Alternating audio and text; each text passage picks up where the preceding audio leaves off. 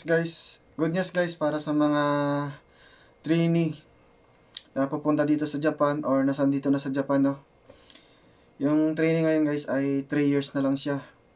Pagka natapos siya na yung 3 years ay magiging SSW visa na kayo, no.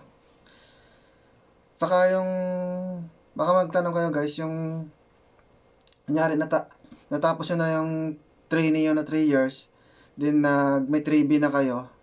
Sige, ang alam ko dyan guys, yung pag nag 3B na kayo or 4 years na kayo, tatapusin nyo na yung 3B and then SSW na kayo pagkatapos ng 3B. Pero sa mga bago ay yun na pa yung ano nila dito, sabi na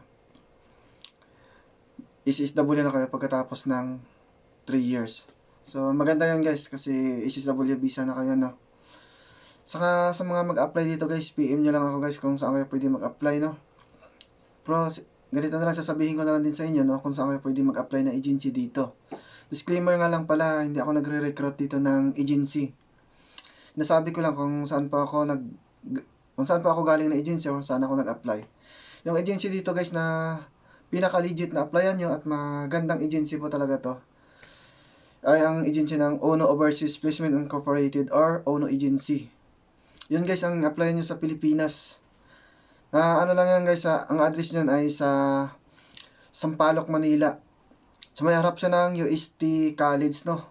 Diyan may overpass yan, tawid lang kayo sa kabila.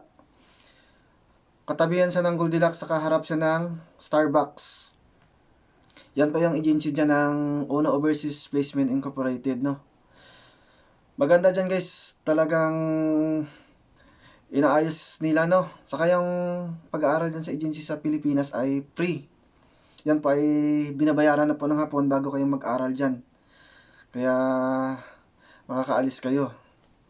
Saka maganda po dito magtrabaho sa Japan, no. Ano siya, yung hindi dito magulo, no, tahimik. Saka yun nga, saka disiplinado sila dito, no. Saka malaking tulong po yun sa inyo na makapagtrabaho kayo dito sa Japan ng matagal, no, dahil may SSW visa na kayo, no.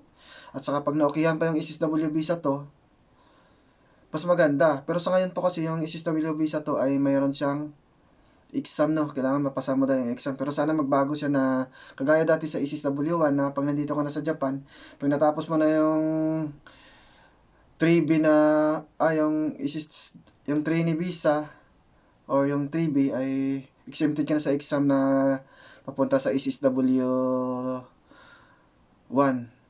Kaya maganda po sana ganun ang mangyari po sa SSW2, no. Sana ma-exempted na tayo sa ano, no. Saka yan, maganda pag nag-SSW2 ka, pag nakapasa ka dyan ay long-term visa ka na, no. Tapos sabi nga nila, katagalan ay pwede mo makuha yung pamilya mo sa Pilipinas, no. Yun pa yung maganda, sana ma-approve po yan ng Japan na maging maayos po. Yun lang guys, maraming salamat po. At pwede paki-like naman po and subscribe sa ating channel para updated po kayo lagi sa aking video na ina-upload dito.